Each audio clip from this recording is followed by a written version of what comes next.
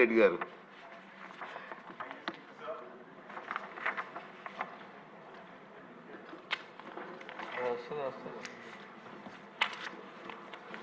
Thank you speaker sir. Sir పొద్దున్న మా కాలువన్న already Tungabhadra dam గురించి మాట్లాడారు. నేనేందంటే కోరేది ఈరోజు మాకు రావాల్సిన వాటా ఏదైతే ఉందో అది రాకోకుండా ఉంది. దయచేసి తద్వారా నేను మంత్రి గారిని అడిగేది ఏంటంటే మాకు రావాల్సిన వాటా పైన కొంచెం దృష్టి సాగించండి. అదేవిధంగా దిగువనున్న నియోజకవర్గాలు ముఖ్యంగా తాడిపత్రి, సింగనమల్ల, గుంతకల్కి లైనింగ్లు లేక మాకొచ్చే 6 ఎకరా సరిపోయేంత నీరు కూడా మాకు రావట్లేదు. పెద్దలు ఎప్పుడు అనేవారు బిందె సేద్యం నీరు ఇచ్చినా కూడా మేము రాష్ట్రానికి అప్పిచ్చే సామర్థ్యం మా రైతులకు ఉందని చెప్పేసి. నిన్నగాక మొన్న ఒక కుర్రాడు వచ్చాడు నా దగ్గరికి అధ్యక్ష. దాదాపు తన వయసు 39 ఉంటుంది, నాకంటే ఒక 2 ఏళ్ళు చిన్నాడు.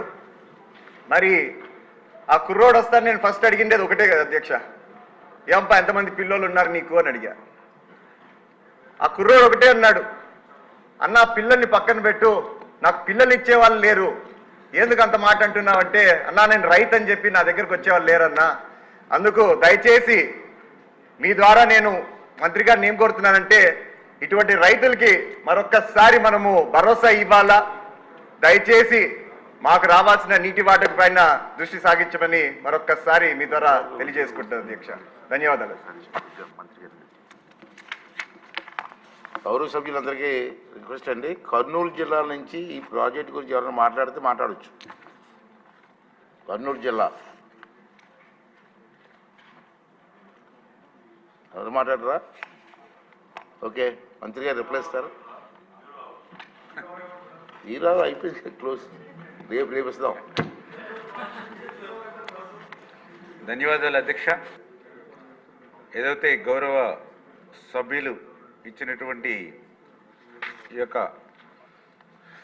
యొక్క ప్రాజెక్టుకు సంబంధించి ఏదైతే జయనాగేశ్వర రెడ్డి గారు చెప్పడం జరిగింది, ఏదైతే ఈ యొక్క రాజకీయ కోణంలో అవసరం లేకపోయినా వాటరు మనకి అవైలబిలిటీ లేకపోయినా కూడా ఈ యొక్క మట్టి పనులు చేసేటువంటి ఉద్దేశంతో ఒక 1 మీటర్ పెంచారని, అదేవిధంగా ఎన్ని క్యూసిక్లు నీరు వస్తుందో కూడా క్యాలిక్యులేషన్స్ కూడా లేవని ఏదైతే మరి గౌరవ సభ్యులు ఏదైతే చెప్పడం జరిగిందో, ఖచ్చితంగా దీని మీద పూర్తి స్థాయిలో మనం ఎంక్వైరీ చేసి, అదేవిధంగా ఏదైతే గేట్స్ వాళ్ళు కూడా చెప్పడం ఆందోళన కూడా వ్యక్తం చేయడం జరిగింది. ఇమ్మీడియట్లీ ఇప్పుడు రైనీ సీజన్ స్టార్ట్ అవుతుంది కాబట్టి ఏదైతే ఆ పెండింగ్ గేట్స్ కానీ ఇవి కానీ పూర్తి చేయకపోతే ప్రస్తుతం ఉన్నటువంటి ఆయకట్టు కూడా ఇబ్బంది పడేటువంటి పరిస్థితి ఉందని ఖచ్చితంగా సంబంధిత అధికారులందరినీ కూడా ఎంక్వైరీ చేసి దీని మీద పూర్తి స్థాయిలో విచారణ చేసి ఎవరైతే తప్పు చేశారో వాళ్ళ మీద ఖచ్చితంగా బాధ్యుల మీద చర్యలు తీసుకోవడం జరుగుతుంది. అదేవిధంగా ఆ బ్యాలెన్స్ పనులు ఏవైతే ఉన్నాయో అవి కూడా ఇమ్మీడియట్లీ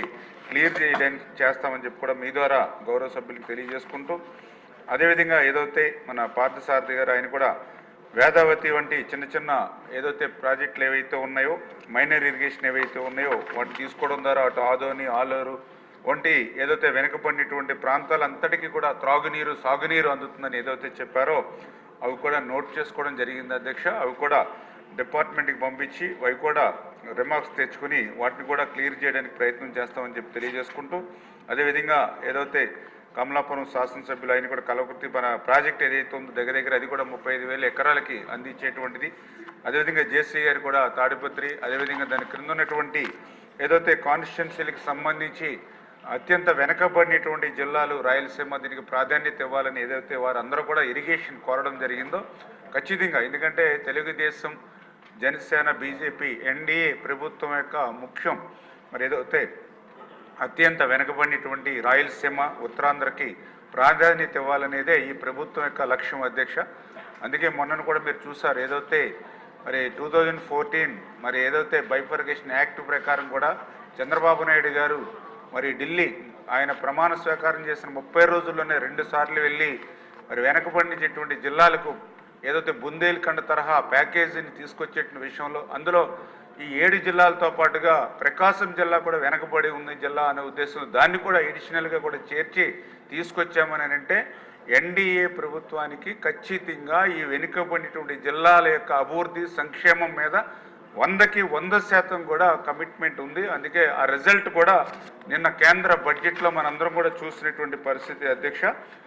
ఏదైతే ఈ ఇరిగేషన్ కూడా, ఎందుకంటే నేను కూడా ఇరిగేషన్ శాఖ మంత్రిగా బాధ్యతలు తీసుకున్న తర్వాత చూసాం, గత 5 సంవత్సరాల జగన్మోహన్ రెడ్డి పాలనలో ఒక రాయలసీమనే కాదు మొత్తం ఆంధ్రప్రదేశ్ రాష్ట్రం అంతా కూడా ఈ యొక్క విధ్వంసానికి, ఒక పోలవరం ఒకటి విధ్వంసానికి గురైందని అనుకుంటూ ఉన్నాం. కానీ పోలవరంతో పాటుగా ప్రతి ప్రాజెక్టు కూడా అధ్యక్ష, ఎందుకంటే నేను మొన్న నెల్లూరు వెళ్తే ఏదైతే సోమశిల, అది కూడా ఎక్కువ 70-80 దశకంలో నిర్మాణం చేసినటువంటి సోమశిల, మరి ఏదైతే 2021లో వచ్చిన వరదలకి దాని ఎప్రాన్ మొత్తం నష్టపోతే 3 సంవత్సరాలైనా 3 రూపాయలు కూడా పెట్టలేనటువంటి స్థితిలో ఆ ఎప్రాన్ నష్టపోతే ప్రాజెక్టు కూడా రేపు నష్టపోయేటువంటి పరిస్థితి అధ్యక్ష. అంటే ఇట్లా ప్రతిదీ కూడా గాలికి వదిలేసినటువంటి పరిస్థితి ప్రతి ప్రాజెక్టులోనూ ప్రతి రిజర్వాయర్లోనూ కూడా కనిపిస్తున్నటువంటి పరిస్థితి అధ్యక్ష. దీనికి గల కారణం ఏంటంటే బడ్జెట్లో కూడా వాళ్ళు కనీసం ప్రాధాన్యత ఇరిగేషన్కి ఇవ్వకపోవడం.